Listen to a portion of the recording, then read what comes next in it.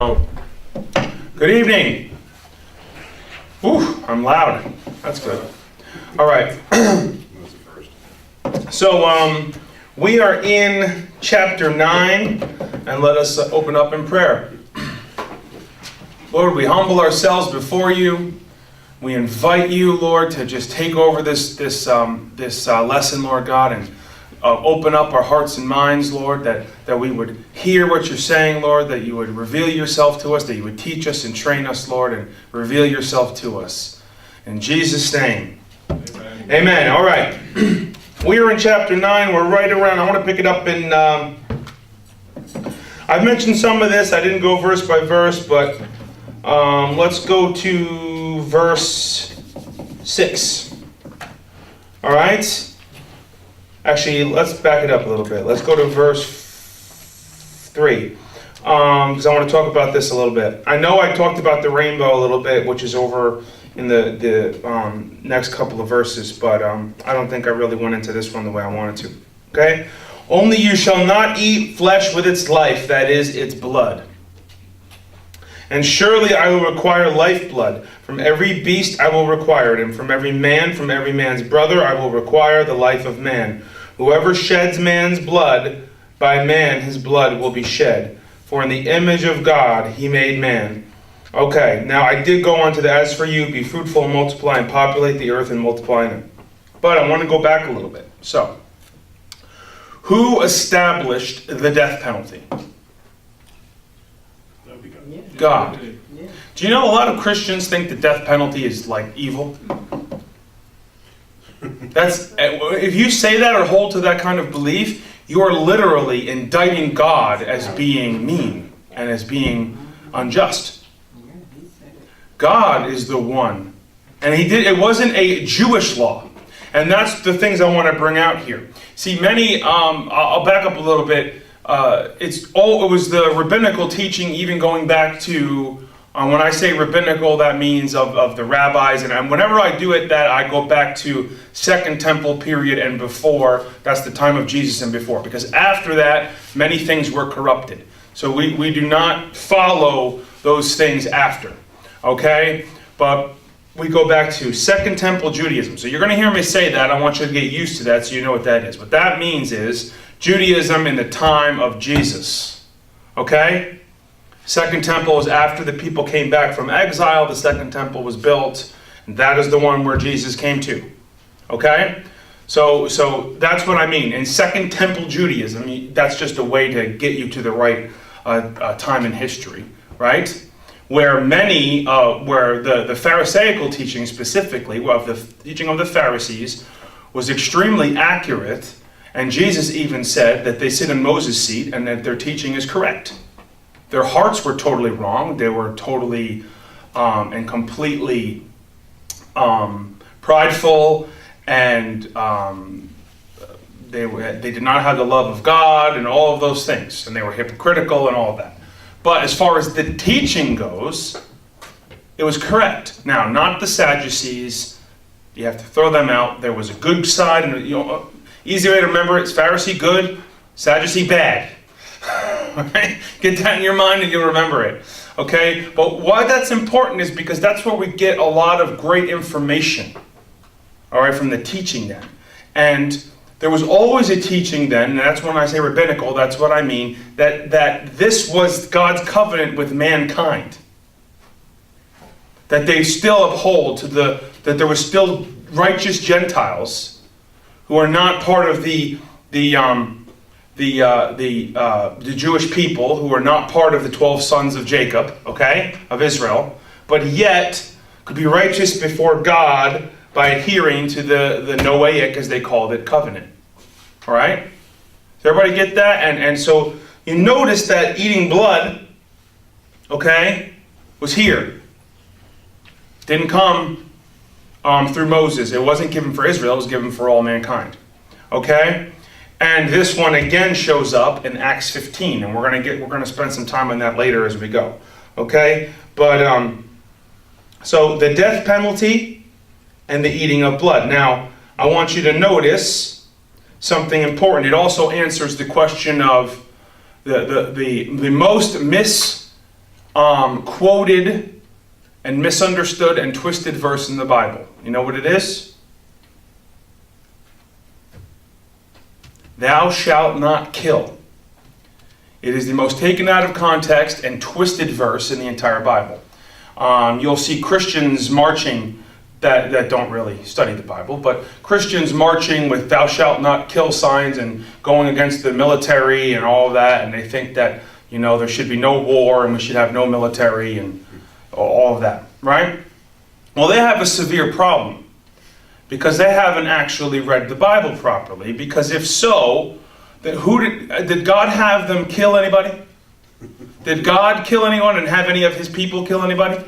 Yeah. So you have a problem there, don't you? Well, the problem is answered right here. You see it? Whoever sheds man's blood, by who? By humans. By man's blood, by man his blood will be shed. Okay? And that is, certainly there is unjust war, but there is certainly just war. And defending of innocent lives is just in God's eyes. Alright? So there is a time where righteous men have to defend the innocent and kill, is there not? Now it's just something we're going to establish now, because we got to get that as we go through. Alright?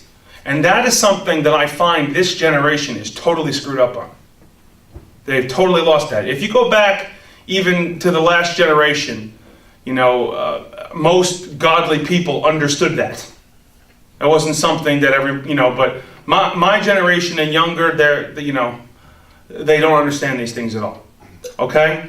But take away the military, take away the police, and they'd want them back quickly. Trust me. All right? Anyway, so that is an important lesson. So the death penalty was instituted by God. And I want to tell you something about it. It is just.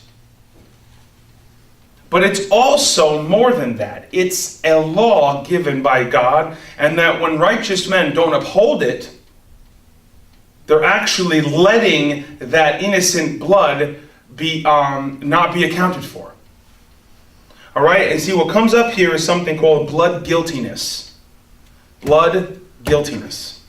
Now, if you learn that term, because that term goes all the way through, even when we get down through Israel's history, we get down through Saul and Samuel and David, and we get down through the kings, the term blood guiltiness, it's a biblical term.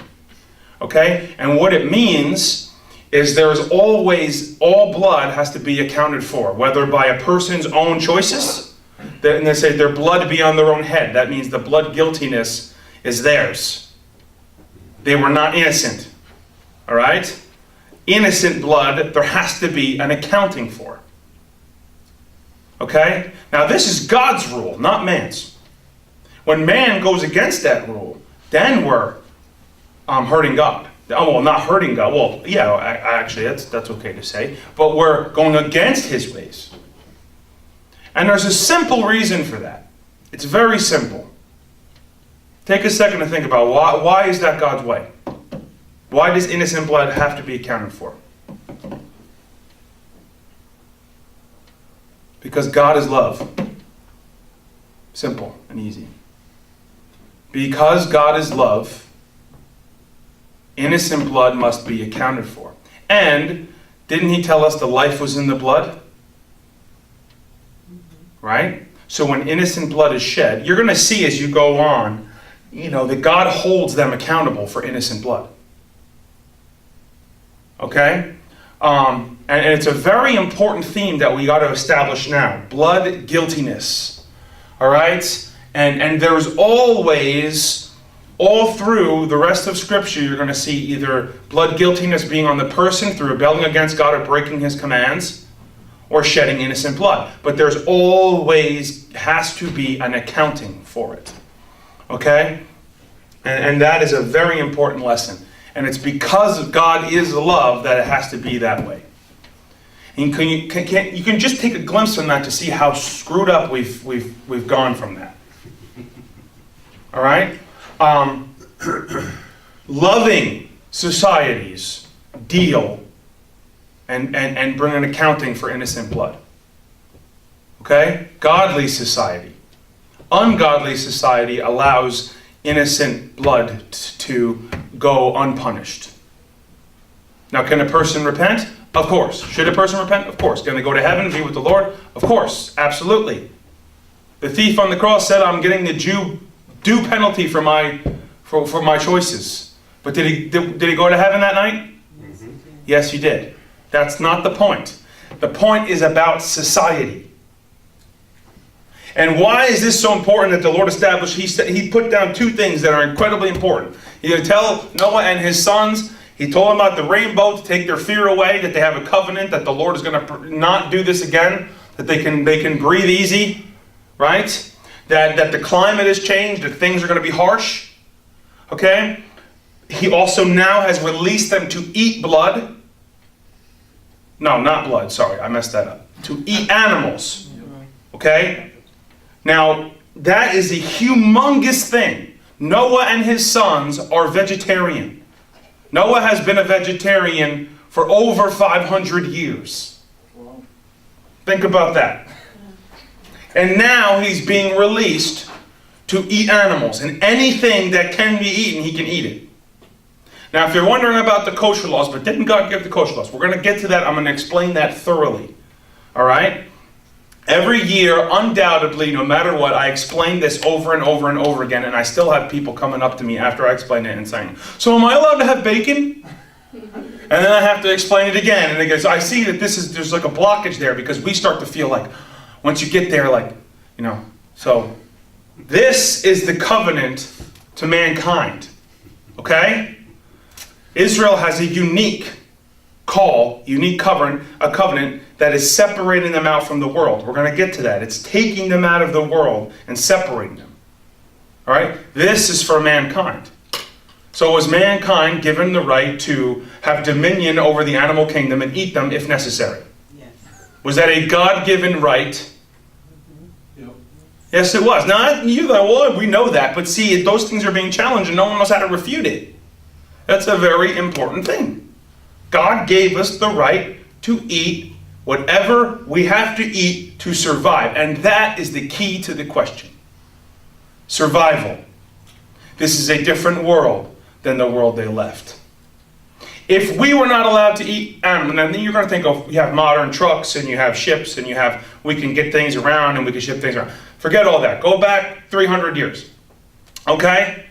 If you were not allowed to eat any animals of any kind, only vegetation, right? How much of the earth would be full of people? How many places would be uninhabitable on this planet? A lot of it. A lot of it. And you would have people all crammed into the agricultural good farming soil because that's the only place you'd be able to survive if you are not allowed to kill and eat. So why did God give it to us? Why did God allow it? One reason. Survival is the reason. Don't look deeper into it. That's it. Was it God's plan? Is it what God wants? Does He want us to? No. Because, listen, a good Christian vegetarian will try to give you that. I've had some bouts with them. Trust me. The thing is, they usually lose. Well, they always lose. I'm sorry to say it, not to sound arrogant, but this is the reason why they lose. Because who's the boss? Yes, but remember the answer I'm always telling you to get. Who is in charge and who do we listen to? Jesus. Did Jesus kill and eat? Yes. Did Jesus take fish in his hands, break it, and feed it to his disciples and eat it himself? Yes. Did Jesus sin or do wrong or go against God's will? No. See? If by even saying that or hinting that even entertaining that thought, you are now indicting Jesus. So that's a big deal, isn't it? It certainly is. God gave us this right. He gave us this right to survive. Will it be taken away? Yes. He knows the answers. Yes. Yes, it will be taken away. It's for this age and this age alone. The age of corruption. That's it. Because when Messiah comes, he is going to... Well, there's a lot of pictures that you're going to see when we go through the prophets. He's going to bring back vegetation and agriculture. And And it's going to be awesome. And he's going to feed the world. We're actually, the only time you'll ever have solving world hunger is when Messiah rules and reigns. And he's the only one that will. Amen. All right? Tofu burgers for And we won't have to eat animals anymore. But until then, we're going to. Okay? Now, it's an important thing because these are God-given things. A lot of Christians are really confused about some of these topics, and they have no answers. Okay?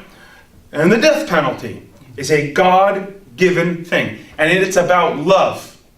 Both of these, you could say, are about love because he wants us to survive and he wants us to populate the earth. How well would you live in northern Alaska if you couldn't kill and eat?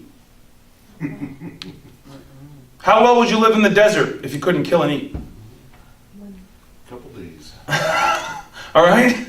We would be in a much more confined space, wouldn't we? All right?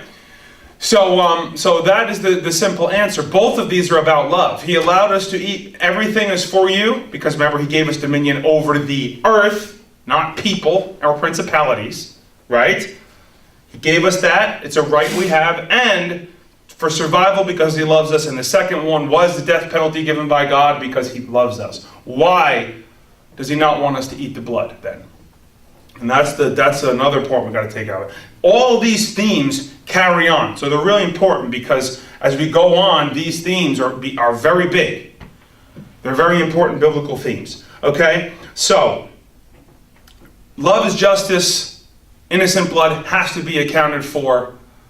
And the earth just got its accounting for its incredible, insatiable violence that broke the Lord's heart. All right? Now, we're going to see later on, we're going to see the land of Canaan become cleansed with blood. A blood accounting. And just as the blood cried out of Abel's blood to the Lord, that's what innocent blood does to the Lord. I always think about a verse that really gets the point across. I always think about in Revelation. It's good eschatology because going through that at the same time. You have this part where he's in a vision. It's a prophetic part, but he hears the saints, the martyred saints, crying out to the Lord, "When will our blood be avenged?" All right, and I always think about this is that the Lord told us that all blood will be accounted for. All right, there will be an accounting, and when you see later on, you get the terms "blood be on your own head." That means your blood guiltiness. David always says that to them. Your blood be on your own head because your actions is why this is happening. All right? You are not innocent. Or blood guiltiness on the person who now they have to have an accounting. They have to be killed. All right? That's God's way. Now, I want to point to something else. Now, that is just God's way. I established it. It's true because God cares about innocent blood. And he wants man to care about it. What is society like when the rulers and authorities don't care about the shedding of innocent blood? What happens to a society? Does it do well? Does it become peaceful? Does it promote peace? No. No, it does not. It does the opposite. It promotes violence. And I want you to look this up and test me on this. Everywhere where the death penalty is taken off the table, you know what happens? The murder rate goes up. The death penalty is strongly enforced, and not this you sit on death row for 15 years and the taxpayers spend $20 million for serial killers. It's ridiculous. That whole system is because they're trying to get rid of it. That's the only reason that is. And they're trying to make it such a burden that people will stop doing it. All right? It doesn't have to be that way. All right? Now, but the truth is, that was instituted by God, and it is to promote a loving and peaceful society. Because when you take it off the table, the murder rate will increase. Violence will increase. Every time you lower the penalties on things like rape and murder and molestation, what happens? They increase. Yep. Now, you think, well, what about the system being flawed? And And what about, is the system flawed? Yes. Is the system perfect? No. Do sometimes innocent people get charged and convicted? Yes. Well, see, God's rules were actually more stringent and tougher than ours.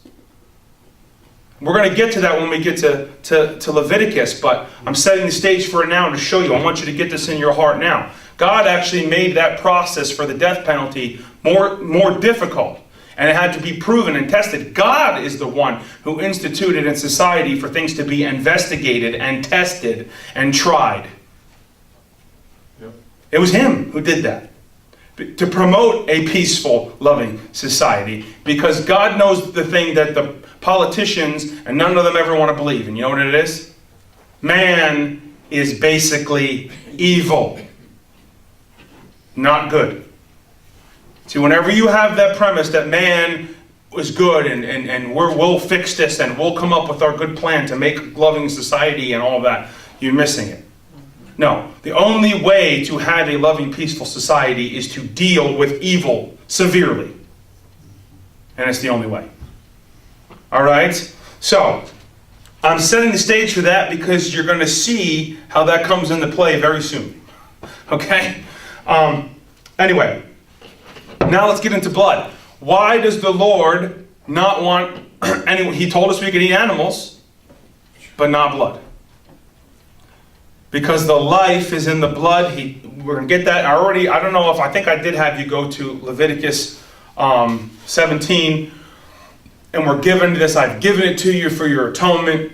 Okay? So literally the blood was given so that we can make atonement for ourselves and for our sin. It was already a God-given way for us to come to Him and to be atoned for sin. All right?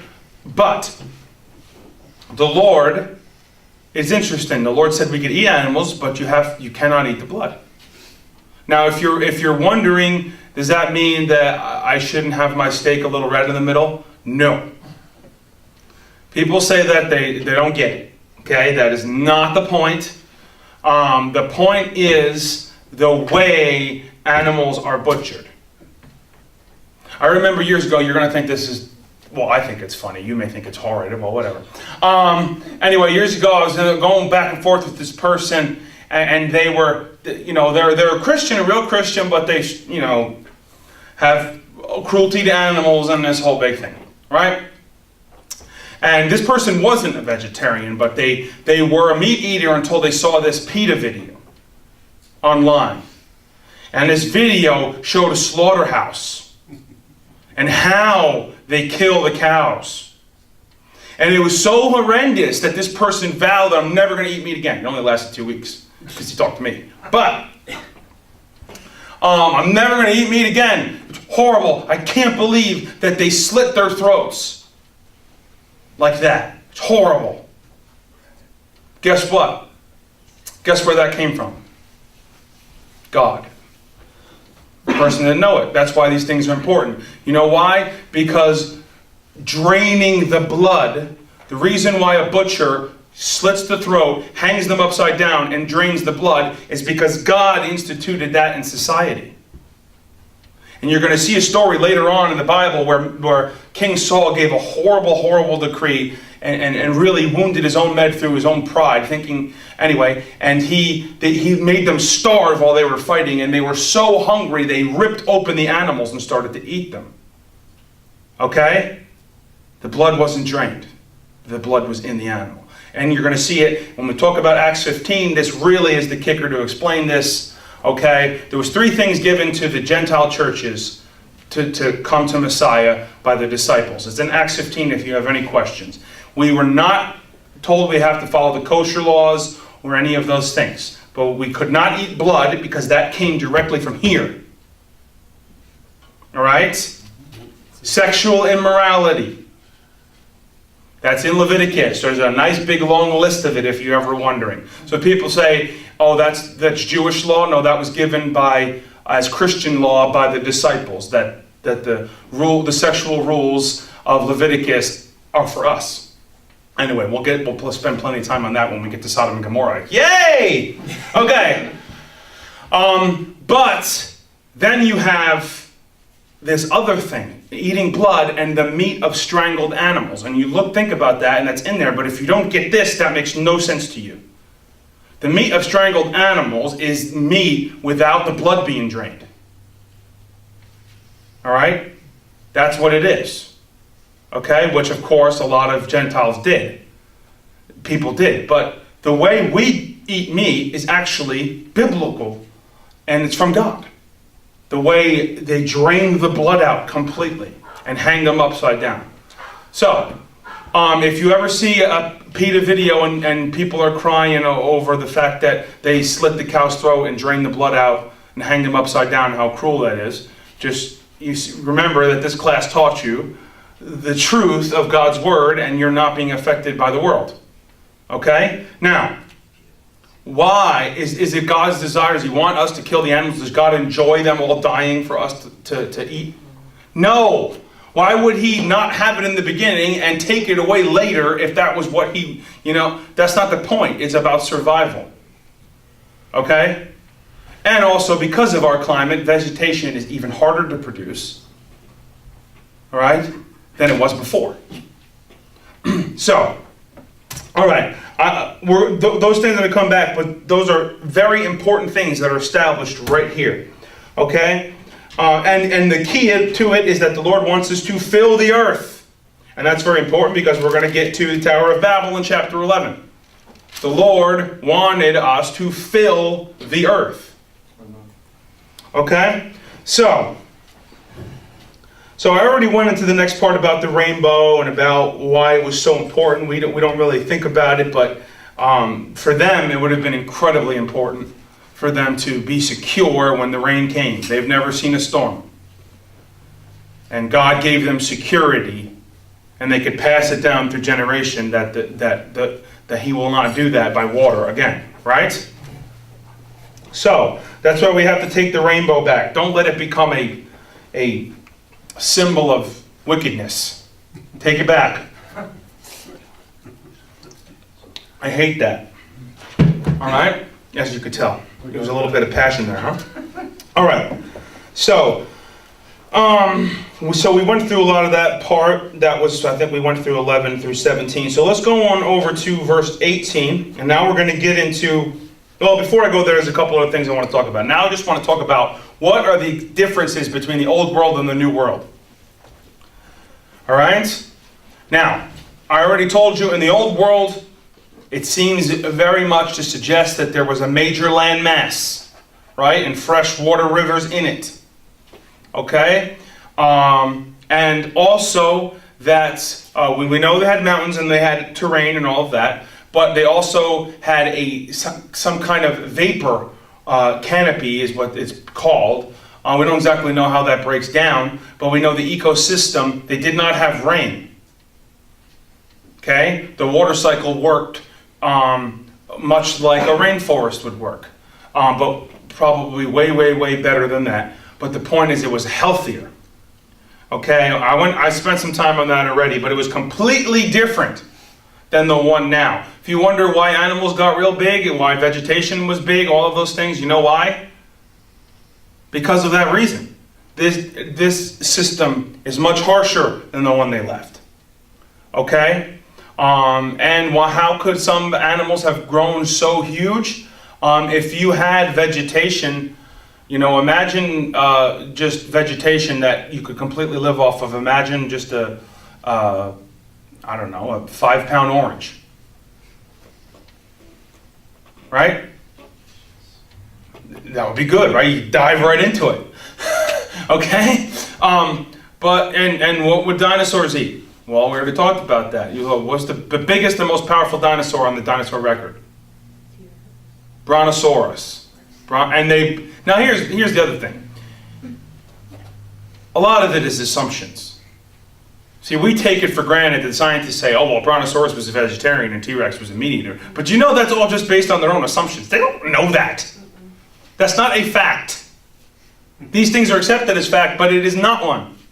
There is no way to know that at all. But they assume based on their teeth patterns, that's what it is. If you're wondering how they came to, based on the teeth patterns, because they don't believe in God and they don't believe this, that they were a meat eater. But yet we have a bunch of vegetarian animals who don't eat meat who have really huge, sharp teeth. Do you know that? Yes, we do.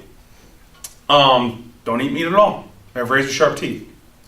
So, does having razor sharp teeth mean that you were designed to eat meat? Obviously not. We weren't designed to eat meat, but did we eat meat? Mm-hmm. Yes, we do. Yeah, but we weren't designed for it. God gave it to us to survive, but it's not it was not His best for us. All right? So, that doesn't mean anything because you have big, sharp teeth. That's what the assumption is based on. Brontosaurus could have eaten being a meat eater, or T-Rex could have eaten cantaloupe. Now, it's true, by the way, because they have no idea. It's a total assumption. The other thing, too, is consider how you would eat imagine a 2-pound walnut. How would an animal eat it? Big razor sharp teeth. How would an animal eat a small walnut? Razor sharp teeth. Coconut. Right? A coconut. But there's plenty of other ones. The big cantaloupes, and there's a bunch. I love watching the Iron Chef. Love that show. Except I could never afford a single ingredient that they ever use in the show, but it's cool, right? You don't know what half the things are. Every single time I watch the show, I find 10 new vegetables I never heard of, right? Isn't that true? All right. Well, how would you eat a acorn squash without big sharp teeth? How would you eat a watermelon? So does that mean anything? No, it doesn't mean anything. Do we know that dinosaurs even ate meat at all? We don't actually know that. Okay? So, did they probably? Probably. Because does a crocodile eat meat? Yeah. Yes, that's the fallen world. Right? But the point is that those are assumptions. They're not anything that can be tested, and they shouldn't be taught as fact. But of course, that's all taught as fact. Right? But that doesn't mean anything. So, the vegetation and everything would have been way more conducive to a healthy life. Just imagine what was in the garden, created by God. Okay? I'm sure there was a lot of really cool fruits and vegetables there. Right? Okay? And of course, you'd have to add that into random chance if you considered that everything that our body needs to live and all the nutrients and minerals and all the even proteins that we need are in nuts and beans. That's God's meat, right? You eat enough, if you eat nuts and beans, and a lot of them, guess what? You can get all that you need from protein that you don't need meat at all. I'm a total meat eater, but it is true, okay? So God had all we need, but everything your body needs to sustain itself perfectly to be healthy all comes from these things that we just find growing on trees. That's another thing you have to add into the random chance camp. Okay? But from this point on, they don't have that. Now imagine the world, they left that world with this incredible ecosystem, incredible vegetation, right? Now they step off the boat on top of a mountain, and guess what? Things are radically different. They're in a devastated world. And the Lord tells them they're going to have seasons of how we don't know. They might have had seasons before some come, but we don't. It doesn't seem to be anything like, because if they didn't have rain or precipitation, right? Plus, consider now, because of our harsh environment, you only have certain times where you can grow things. A lot of times, if you don't do things exactly right, they'll all get destroyed. Isn't that true? We have a very small amount, if you consider the size of the earth and the amount of good places to grow fruits and vegetables, all right, to grow vegetation in the planet, it's about 10% or less on this humongous planet. All right? So it's a very harsh world. A lot of times it's hard to get fresh water. You gotta, and when you find it, you gotta stick with it, right? So, honestly, and if you wonder how the dinosaurs died, now all the dinosaurs didn't die. I've already explained all that to you, but that's always the question that comes up. What happened? Now, why did we lose some of those humongous animals? Why did we lose them? Because there was not enough to keep them alive. All right? How much food and would you need to feed a brontosaurus? How much food do you need to feed me? I require a lot of food. Okay? Imagine a brontosaurus. Imagine just the sheer energy that they would consume. Does a big old cow consume a lot of grass? Yep. I haven't been around a lot of farming, but I've been around enough to know that you have like even 10 to 12 cows. You need to have 3 or 4 fields constantly putting them in them. And all they do all day long is eat. That's it. All right? Consider, you know why a lot of big animals have a hard, why, even lions, tigers, and bears, oh my, right? And the bigger animals more and more die out, and why their populations are so much lower than a lot of the smaller animals. You know what that is? It's simple math. Many of them, there's not enough of a food source to keep their population high. That's what it is. Good thing. All right? It's a good thing. Okay? And that's the truth. So, honestly, that is one of the main reasons. Now, I've already gone through how many species we've lost and how many species we lose all the time. Okay? What is a woolly mammoth? Is a woolly mammoth a real animal? Yes. What is a woolly mammoth? It's an elephant. Okay? That's what it is. I mean, guess what happened to them?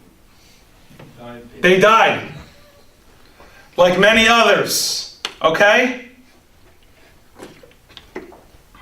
And a lot of them were all dying before people came, by the way. It's not just mankind that kills them all. Now, are we responsible for killing? Well, obviously they've all been hunted. But, and of course, the more human beings, the more animals will be hunted. Okay?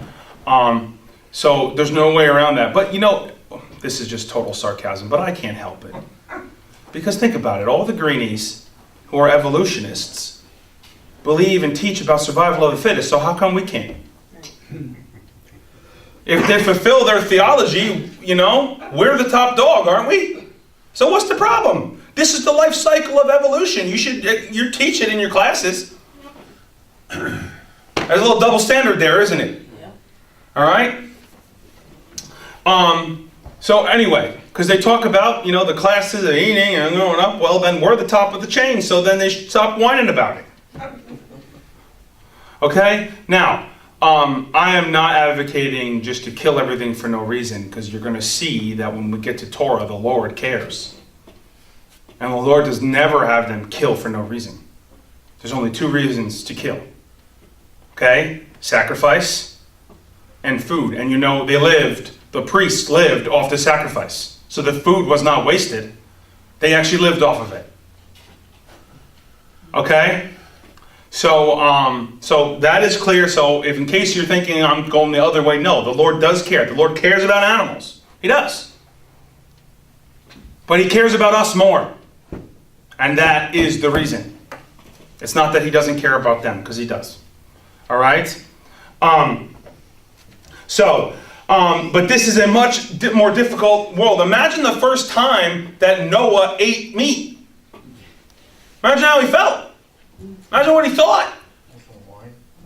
I'm sure he was kind of like, man, it needs a little bit more something. I don't know. Yeah, barbecue sauce. But if you consider that they just came off, do they have time to have nice big gardens and everything already? No. They would have had to learn this lesson right away, wouldn't they have? Yeah. Yes, they would have. And who was there with them helping them get going? God. Okay? So anyway, And of course, Moses gives us the back and the clean animals. Now that's with hindsight because he's writing this, but you could tell there was already some understanding of that. Sheep, especially sheep, cattle, doves. Okay? And what does all three have in common? Holy Spirit. Not the cattle. They're all Not the sacrificial. They all don't eat blood. Oh, okay. None of them eat blood. That's right. And what is the number one thing about the kosher laws is and you get in all the birds, there's only a couple birds are allowed, there's only like 3. Okay? Guess what the birds that are on the list that are allowed to be eaten that are kosher? They don't eat blood. Okay? And then you have deer and the 5 million kinds of deer that there are. And there they have this thing called ibex, which is really just mini deer. They're all over. But guess what? They were kosher, but guess what? They don't eat blood. See that? It all of a sudden comes, and does it come back to here? Yes, it does. It comes back to this. All right. So, this new world has a harsh climate. We have storms. We have killer storms. Man, do we have storms. We have the climate attacking us and killing us on a regular basis, don't we? Yes. How many people die in natural disasters? Even today with that ice storm. Yeah. On a regular basis. Now, we have a lot less people die now because of modern technology. But you take that away, okay? And we get to know when hurricanes are coming. But you know how many times people died and they didn't know hurricanes were coming? Galveston, Texas, before, just in the last century. All right? You had 30,000 people in Galveston, Texas dead from a hurricane. They had to pile the bodies in the streets. This is in Texas. All right? Because they didn't know it was coming. This is what storms do. All right? So this is a harsh world. Obviously, and I think we get that. And of course, if you're going to trek around the world, you have to learn how to survive. All right? And that's really is a real key to it. So, there isn't the vegetation and things to keep a lot of these huge animals alive. The only ones that survive have to do what? Kill and eat, or they won't live. Isn't that true? Yep. You look at bears. When bears are tested in captivity, you offer them meat or you offer them nuts and seeds and berries, they take that. They eat meat for one reason: to survive. That's why they eat it. But then you get a taste for it, like everything else. I got a taste for it the first time I had a hamburger. Okay? Be hard to forget that taste. Especially with bacon on it and cheddar, right? He's blaming you for something. But you got the taste for it. Okay? So, but many animals in captivity never have meat and they're fine. You know that? If they get what their body needs to sustain themselves. Okay? All right. So, that's an important thing. And a lot of Christians have kind of this stuff in their mind, and they even hear scientists talk about how we have these right here because God gave it to us so that we could eat meat. Yeah. And I look, see, you hear a pastor say that, don't shame him in front of people and don't be disrespectful, but you take him aside and say, you know what, you need to check that out because, you know, God didn't design us to eat meat. So you're a little off there. You're listening to Nat Geo a little too much. Okay, you got to come back to the Word of God. Okay, and these come very much in handy when I'm trying to bite into a big old cashew. All right? Or something like that. All right? Or an apple. Sometimes you get those soft apples. Once in a while you get an apple that's like rock hard. You notice that? Am I the only one? And your teeth really come in handy then. And get put to the test. Okay. So, so let's move on now. I think so that's really the big thing. If you're wondering why all of this and why would God do this, it's to allow us to survive. Why did so many of the large animals die? Because there was not a sustained source enough to keep them alive. Which ones survived? The smaller ones. What do we have in Africa right now? The two of the biggest, actually all three of the biggest land animals are in Africa. You know what they are? Elephant, hippos, and giraffes. Are all of their populations low? Yes. Yes. And they get lower and lower. Why? Because it's hard to keep the food source alive enough and going enough to sustain them. They're worried about giraffes, aren't they? Giraffes, the truth is, giraffes would have probably be extinct if it wasn't for people, conservationists helping them, keeping them alive. Now, some of that is by being hunted by man. But do you think men hunted dinosaurs? Of course they did. See, because we're taught dinosaurs didn't live with people. So you could never have that thought. Did mankind hunt a T-Rex and eat that sucker? Yes, they did. They probably ate for a month, the whole village. We learned that when we were kids. Fred Flintstone, man. Yeah, there you go. Fred Flintstone. There you go. All right? Of course. So those big animals were targets. Are big animals targets for mankind now? Now we're so sophisticated. We have modern food and we have, chemically made food, right? But if you were in the jungle, the biggest animal around, the men in that village are going to take that sucker down and feed his people, aren't they? Yeah, they are. You know why the biggest fish more and more are becoming endangered?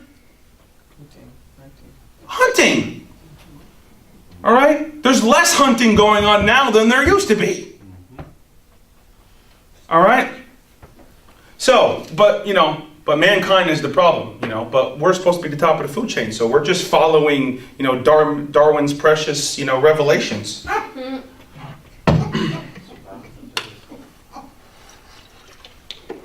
So God gave it to us for survival.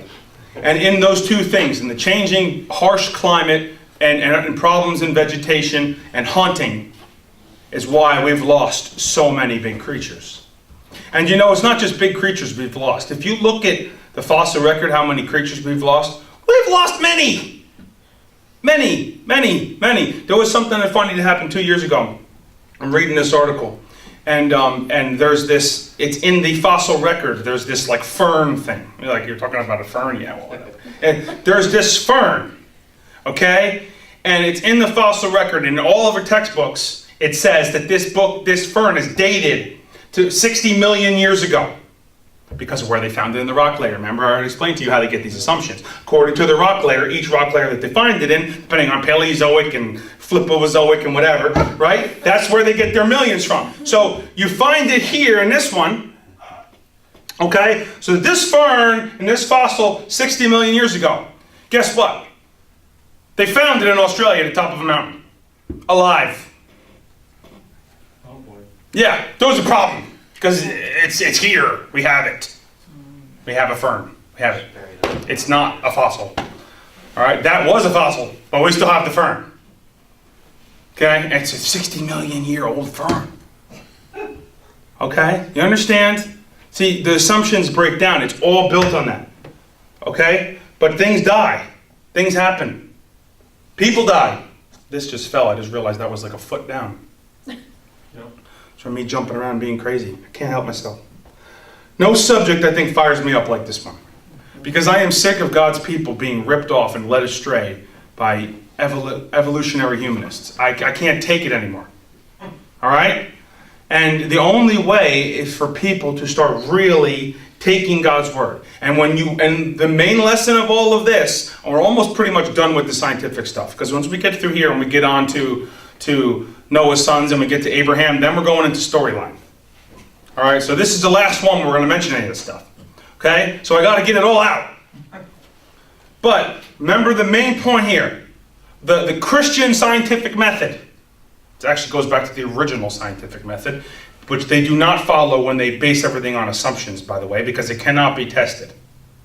All right, is that we test, we see, we try, right? And we apply.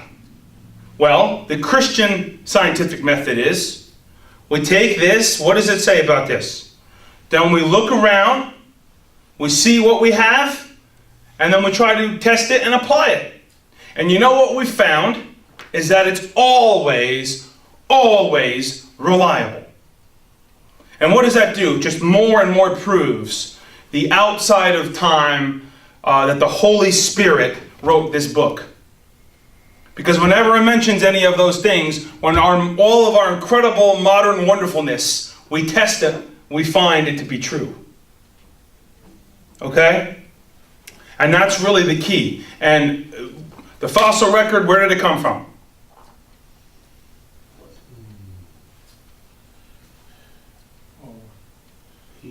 The flood!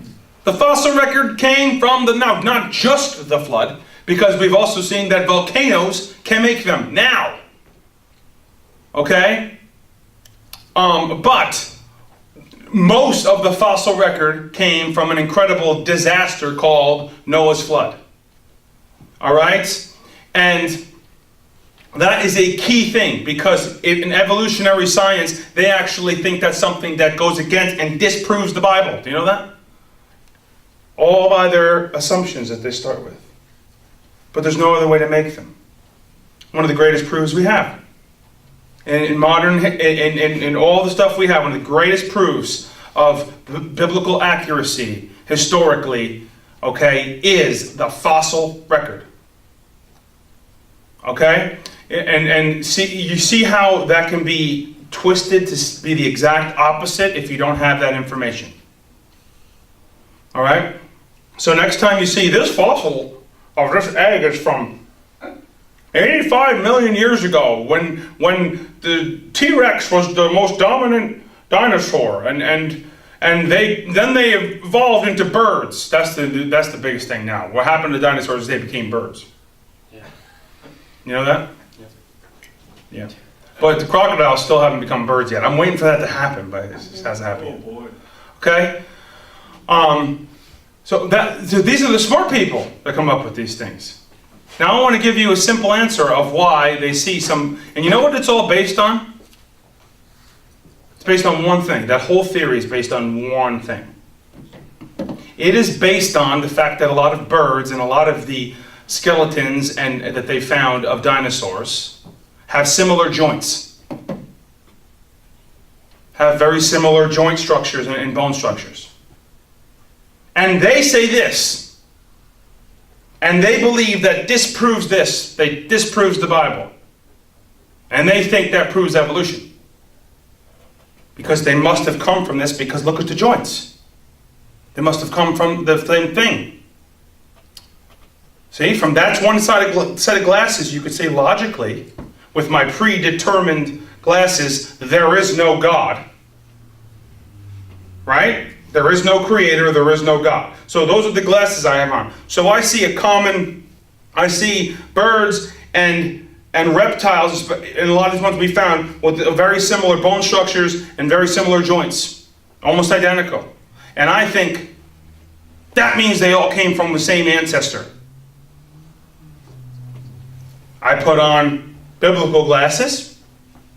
There is a creator, there is a God, a designer.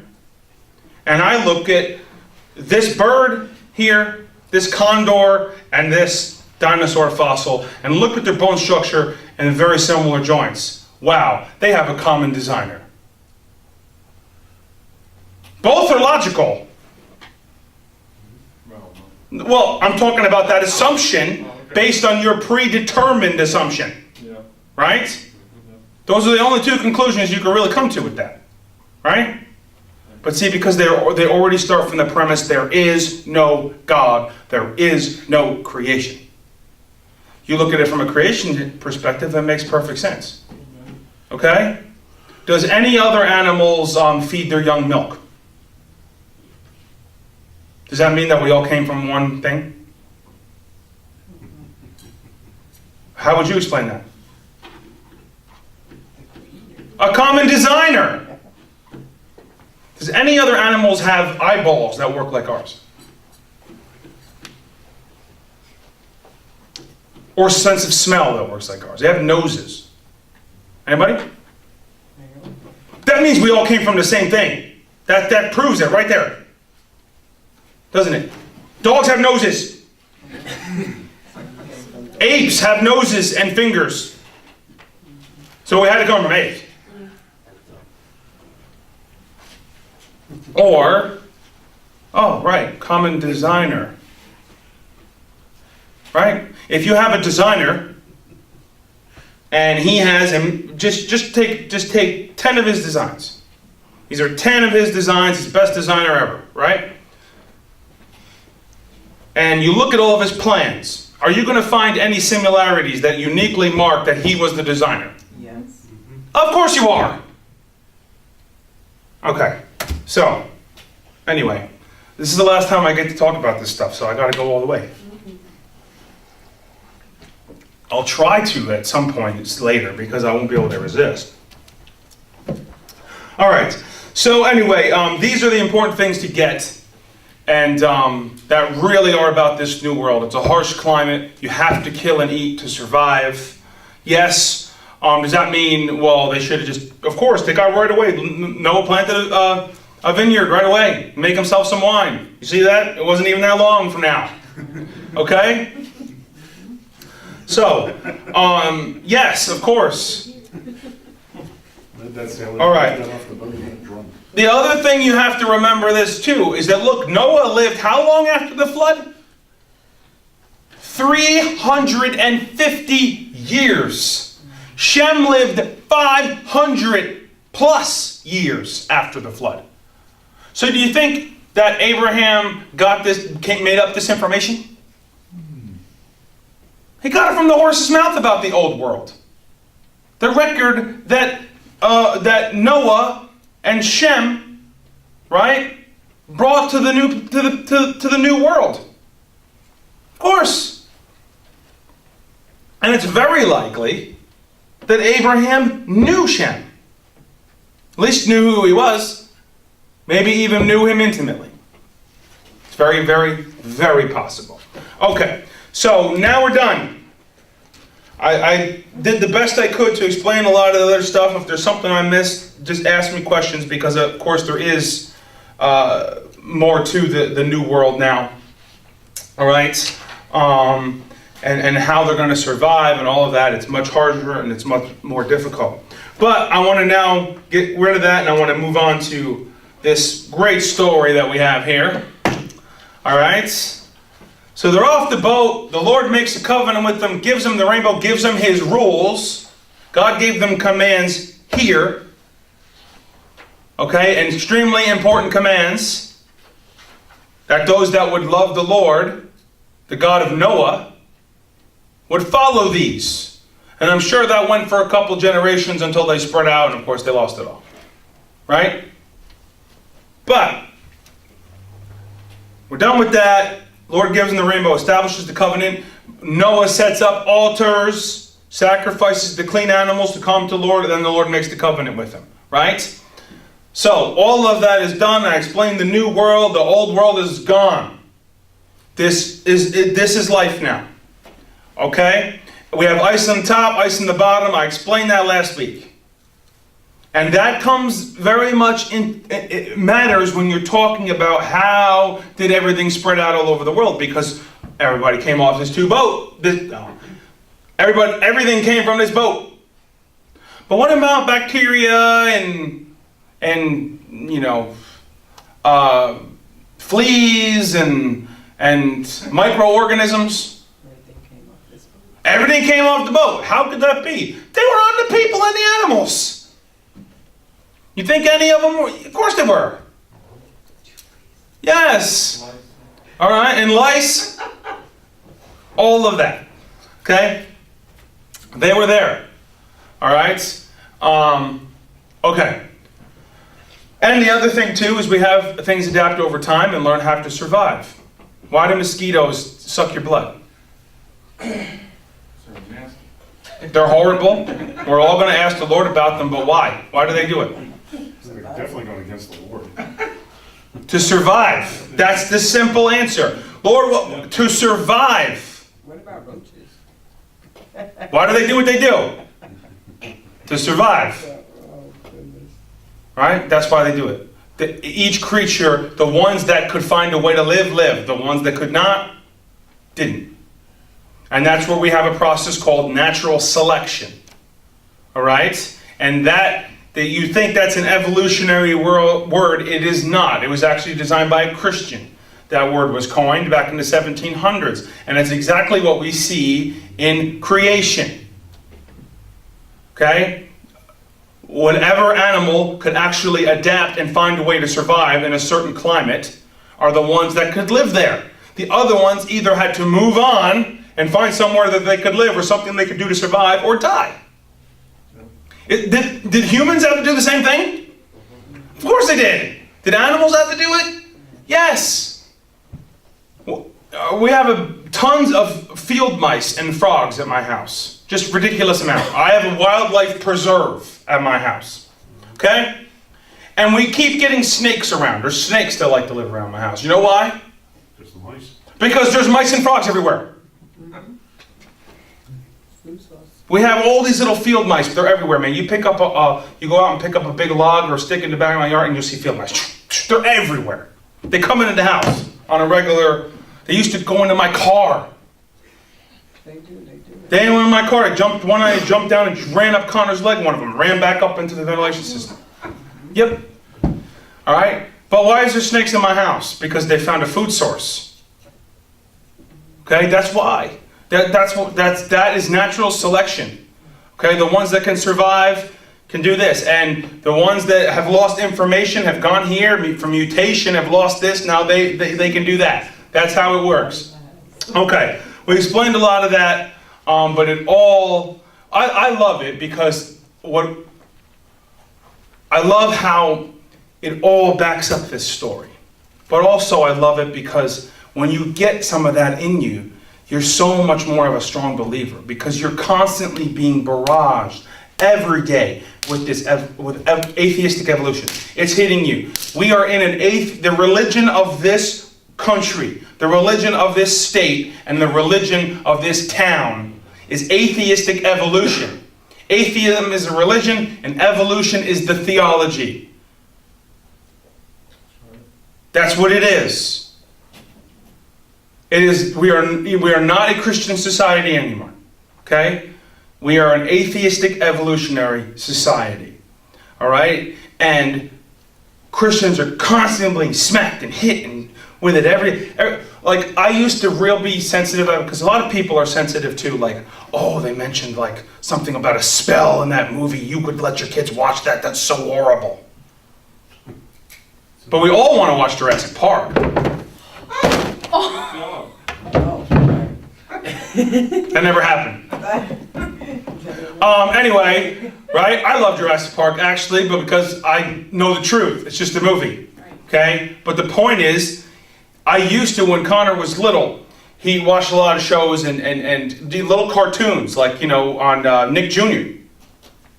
But then I was always pointing out evolution and everything to him. And one day he finally said, Dad, I know that there's no evolution, and I know that God created us and created Adam and Eve. I know the ark is real.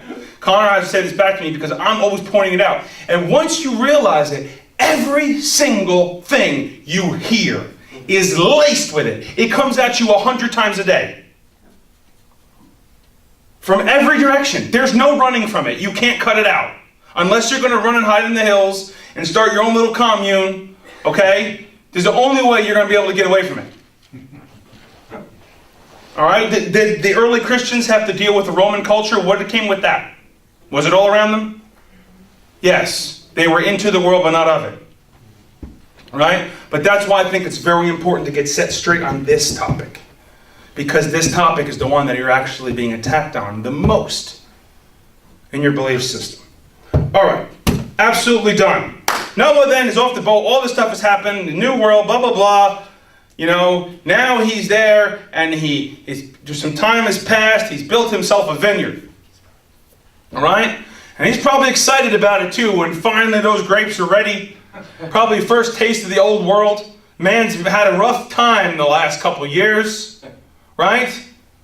Finally gets this vineyard built. He gets his grapes. He gets it all. And he has his first cup of wine, and, you know, probably multiple cups, but yet remember, it's new, isn't it? Maybe the grapes have changed, maybe the fermentation process has changed, maybe it's way stronger. Right. It's not regulated, by the way. Our alcohol is regulated. Theirs is not. Okay? And it takes a while to make it before you get used to how strong it is and how strong it isn't. Right?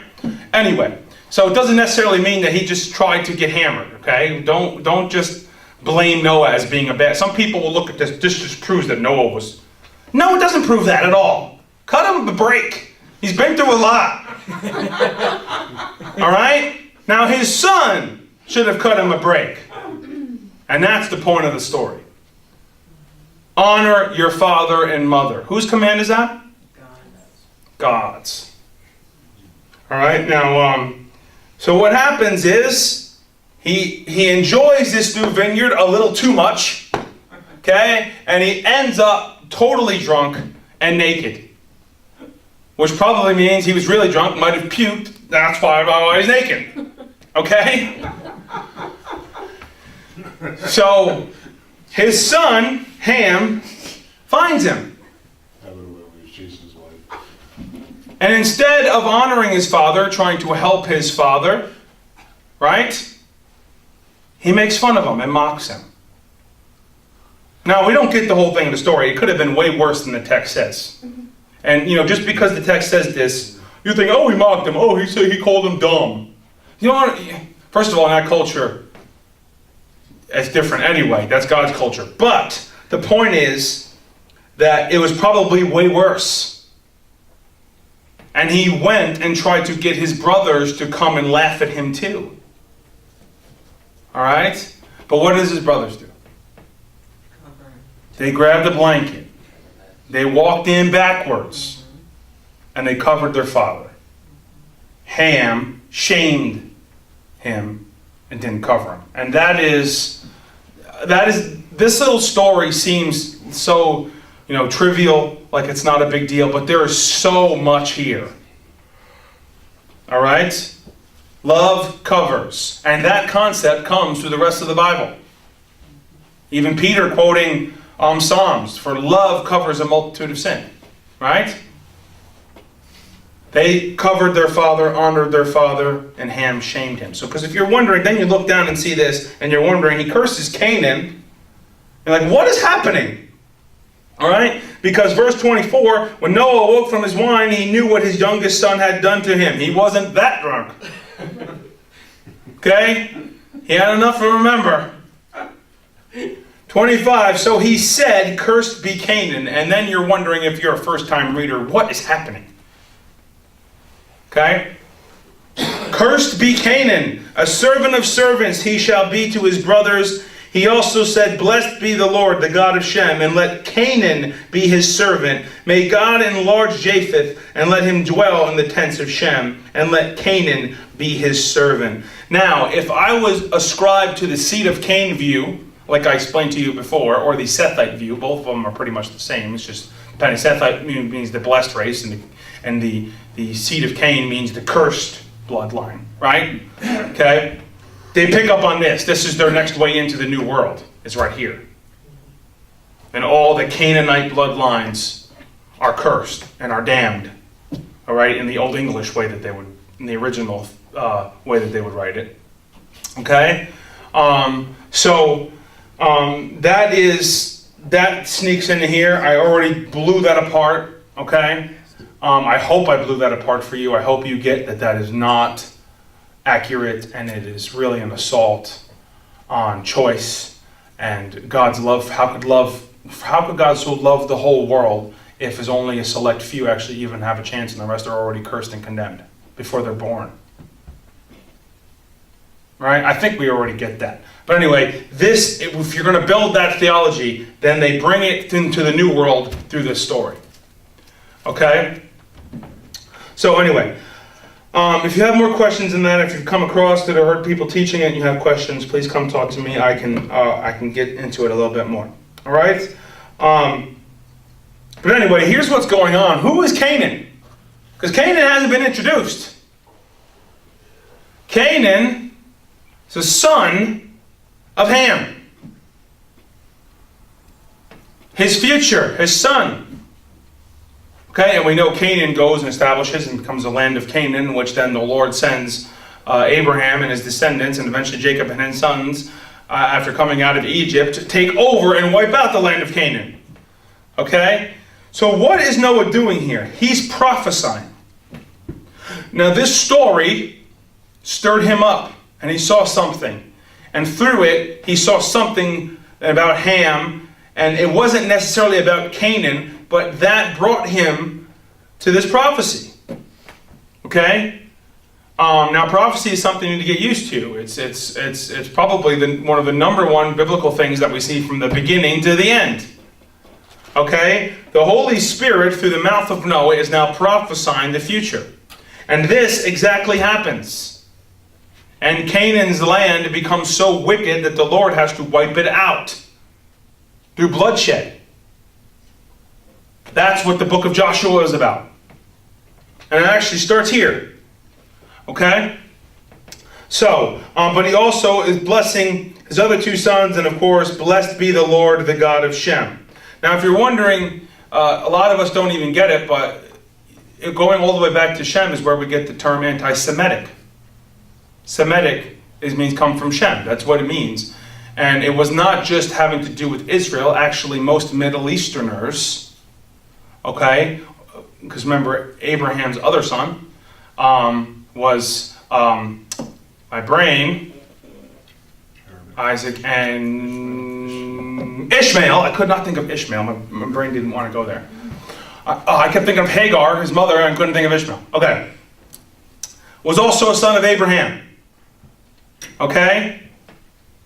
And which all follows the line of Shem. Okay? So of course, and they took over the Middle East, and the Canaanites were almost wiped out. Pretty much were wiped out in the future. Okay, but anyway, the term Semitic came from, originally meant that people group of the Middle East. But through time and history, it really, because the hatred more and more came towards the Jews, now that means anti-Semitic means you hate the Jewish nation. Okay? But if you go back far enough, that wasn't what it originally meant. The word has kind of changed, but that's where it came from. Okay? If you're wondering where the Semitic part came from, it actually came from the name of Shem. All right? So anyway, so blessed be the God of Shem, and let Canaan be his servant. See, he's prophesying. May God enlarge Japheth, and let him dwell in the tents of Shem, and let Canaan be his servant. And Noah lived 350 years after the flood. Now, if you're thinking, Noah was a bit harsh there. Ham was out of line, but yet, did Noah really have to curse his son and his future generations because of this? Now, I don't believe that's exactly what happened. Was Noah mad? Yes. Was he mad at his son? Absolutely. But he was stirred up, and this prophecy came out. The Holy Spirit spoke this word. It wasn't Noah.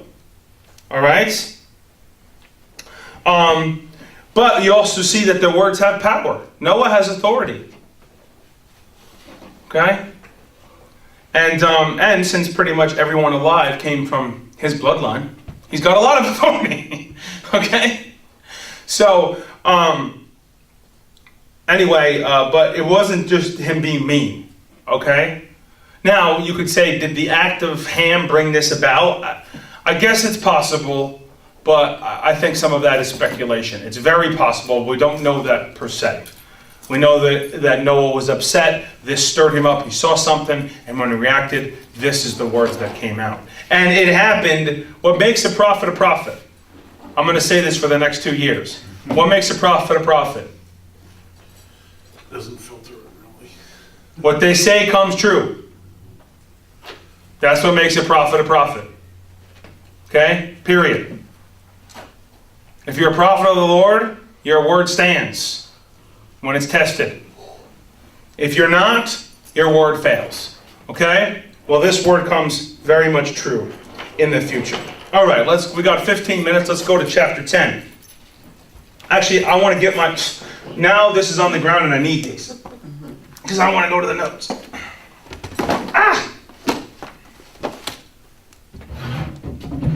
I need this thing so that I can put this out, so that I can put this here. All right. I want you to turn in the notes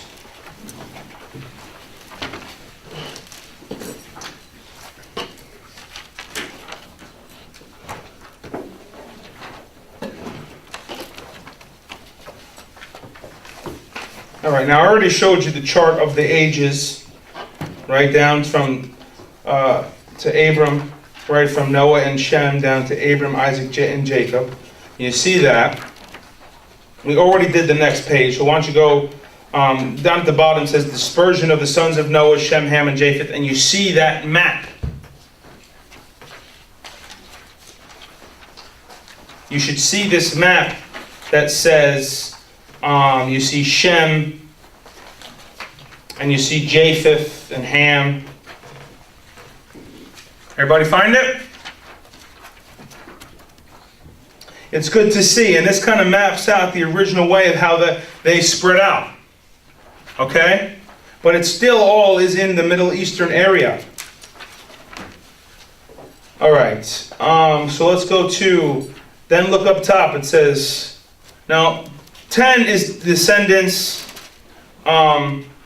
I want to go to one thing because a lot of us don't get it. I want to go to verse 25. I'm not going to go through every verse here. It's, well, actually, let's go to verse 9, because this one is important because he becomes a very important person, which is verse 9. This is introducing Nimrod. Okay? He was a mighty hunter before the Lord. Therefore, it is said, like Nimrod, a mighty hunter before the Lord. Now, if you look at the words in Hebrew, we think mighty hunter. It means he was really good at hunting deer. That's not what the point is.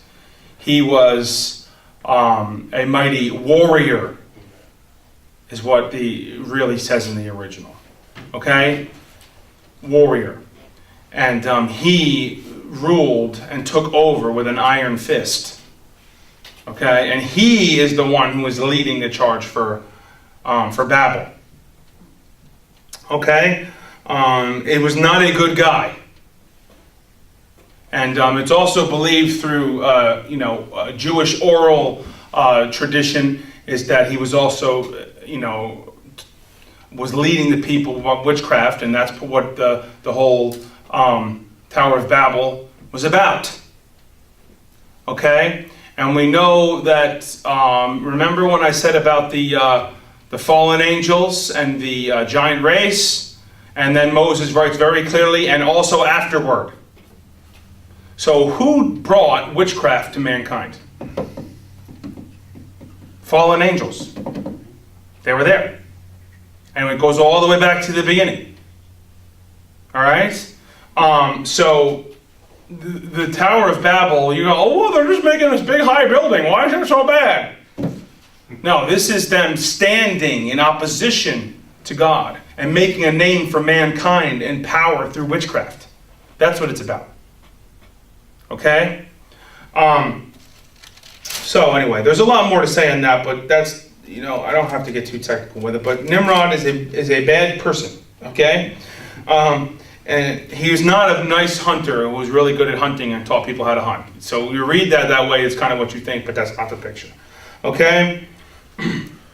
See, because look, verse 10. And the beginning of his kingdom was Babel, and Erech, and Akkad, and Kelni. Just got to say things fast because you have no idea how to say them. In the land of Shinar. Okay? From that land he went forth into Assyria and built Nineveh and Rehoboth, Er and Kala, and risen between Nineveh and Kala. This is the great city. So, you see that he was the first conqueror. And he established these cities with an iron fist. Okay? So, that, you see, he actually is the one who founded Nineveh. Yes. And some of those other cities survived. Okay, anyway.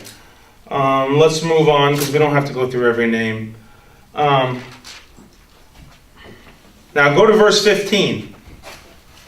Well, you see the mention of where the Philistines came from in 14, and it is Pathrusim, and this one is hard. Casluhim, something like that. Anyway, it's a tough one. This is verse 14. But you see Moses puts in the little thing, from which came the Philistines. That was the ancients of the Philistines, and the Caphtorim. 15. And Canaan became the father of Sidon, his firstborn, and Heth, and the Jebusite, and the Amorite, and the Girgashite, and the Hivite, and the Arkite, and the Sinite, and the Arvadite, and the Zemrahite. No, that one is Zemarite, and the Hamathite, and afterward the families of the Canaan. I should get a clap for that. Come on. Come on, Alex. Right? Of the Canaanite were spread abroad. He's pointing you, this is where, from Canaan, is where the nations of the Canaanites came from, which is what Israel is going to take their land and dispossess them. Right? So, go down to 25.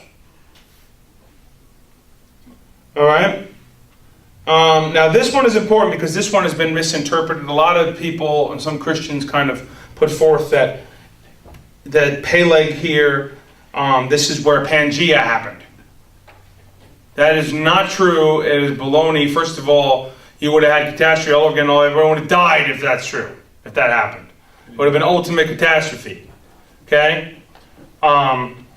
What happened here is when the earth was divided by language in his day. And 2 sons were born to Eber, and the name of that one was Peleg, for in his days the earth was divided, and his brother's name was Joktan. That is, the dividing of the language happened in his day. And much like you see, remember when we went through chapter 1 and chapter 2 in Genesis, and then 3 zooms in, right? That's what you get here. This is not all chronological. You went through this list, and now Babel happens. It happens somewhere in the middle of this. Okay? But this is giving you the record of the nations that spread out from the 4 couples that came off the boat. All right? So, now in the middle of that brings us to chapter 11, the Tower of Babel. Okay? Now the whole earth used the same language and the same words. Now, if you're wondering, was there a universal language? The answer is yes. Could there have been tribal languages that people had already started to come up with? Of course that's possible. And do you know that many ancient cultures, a lot of languages even came about out of people coming up with ways to communicate secretly and became a language. Do you know that? I mean, even Star Trek has its own language. So, you know what I mean? So, right? And if you like Lord of the Rings, you know that there's Elvish. And Tolkien wrote a whole book on Elvish for a fantasy story. Okay? True. You speak Elvish, don't you, Jordan? You look like you would. Merlock. That's the only one I know. Anyway, okay. So anyway, that, of course, is possible, but there would be a universal language, absolutely. Now, why is that important? Okay? I want to give this to you. It is very, very... Okay, I'll say it a different way. Remember what I said about the Christian scientific process. We take what this says, and we apply it, and we look around, and we test it, and we see if it holds water. Well, if you look at language itself, it absolutely holds up water, and it is the only way to explain what we have. Because truthfully, all right, that universal language, without the confusion, if it never happened, there would have been no reason to ever forget it. Oh, that just because it was like 500 million years, and then we had to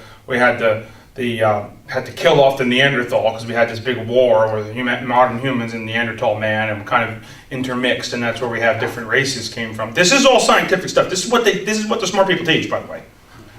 Okay, I read their stuff just so I know what they're saying. All right. Now we've found evidence because of some skeletons and things they found together that there was. They found this couple that was a Neanderthal man and a modern human woman. When modern humans finally turned and wiped out the Neanderthals.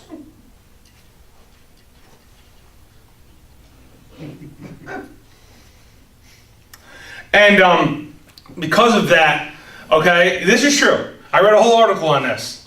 People, are making millions off of these findings. All right. So because of that, they had children who was a mixed Neanderthal human, and then eventually the modern humans wiped out the Neanderthal man, and blah blah blah. And so then we had modern language, and because we have hundreds, thousands of years, and then you just add in more time. That fixes everything. How do you get old? Just more time. Whatever time you run into a problem in evolution, there's only one answer to it. Add more time and it'll start to make sense. It doesn't fix anything. You would still find remnants of a universal language. Even with modern humanity, because if you even follow their Neanderthal modern human thing, right, they would have had an original group who would have had an original language, who stayed together. And when people spread out, they would have had that language. And modern humans have only been like 100,000 or 200,000 before Neanderthal man died out. You're all looking at me like, why are you... This is honestly what is being taught to our children in school, to my children. And they get a much different teaching when they come home, let me assure you. Okay? And I would not want to be Connor's teacher. Because he's looking to be a lot like me, and I caused a lot of problems. Okay? But it's ridiculous. There would absolutely have been much more of a lasting of a universal language, because what is the need to constantly come up with new ones and have no contact? Right? If you already have a perfect communication device, right, that you can communicate with everyone. If you've traveled, you've seen how much the language barrier is a barrier. It can take two very mature, wonderful people and turn them into Neanderthal man, because there's just no point, right? It's nothing. If you've been there, you've experienced it. It's one of the most frustrating things on the planet. Okay? And I've been in times in Israel, oh my gosh, where my brain... Because I'm always focused and listening and trying to hear the languages. And there's a couple times where you could hear like someone rambling in Spanish, someone rambling in Hebrew, and someone rambling in Russian or something. And it's all going around. And my brain, and I remember a couple times going at night and just sitting there, and in my brain I'm just hearing, and I just couldn't take it. I wanted going crazy. All right? Or there would have been a logical reason to keep the universal language alive. Oh, just add more millions of years and that solves that problem. That's always the answer, right? Okay, fine, add millions of years. But anyway, the point is, what do we see? We see language spread across. But what we see very interesting is that we have so many modern languages. Thousands. But yet, they all, like the animals in the ark, you can take about 300 and bring them all back to a common ancestor. We actually have 3 basic formats of language. 3. All right? And in that area where you are in the globe, there's about 50,000 other variations and dialects that twist off of it, but yet you can trace them back with similar features. Okay, so it's very interesting. All right, it's 8 o'clock. So I'm going to just quickly do the story, and then we'll pick it up with the language stuff and spreading out of the nations and everything next week. Now the whole earth used the same language and the same words, and it came about as they journeyed east, they found a plain in the land of Shinar and settled there. Why? Because it's probably plush. Plain, great for crops. Why would you leave? Right? And anyway, and they said to one another, "Come, let us make bricks and burn them thoroughly." And they used brick for stone, and they used tar for mortar. And they said, "Come, let us build for ourselves a city and a tower whose top will reach into heaven, and let us make for ourselves a name." Now, they're not making themselves a name on the earth. They are the earth. They're making themselves a name in the heavens, standing against that mankind is strong. It's an opposition and opposed to God is the whole point. All right? "And let us make for ourselves a name, lest we be scattered abroad over the face of the whole earth," because they're saying that if they stay together, they'll be stronger as they spread out. Right? And the Lord came down to see the city and the tower which the sons of men had built. And the Lord said, Behold, they are one people, and they all have the same language, and this is what they begin to do. The evil of man, right? Of course, they already have evil plots. And the Lord is, again, intervening in salvation in mankind. But here's the kicker. And this is what they begin to do, and now nothing which they purpose to do will be impossible for them. Nothing they choose to do will be impossible for them. All right? Anyway, let's leave it there. We'll pick it up right here next week. Please read too. We're going to start going a lot quicker now because we're going to be getting into storylines. So 12, 13, 14. Please read through chapter 15 for next week. Okay? Well, let's take a break.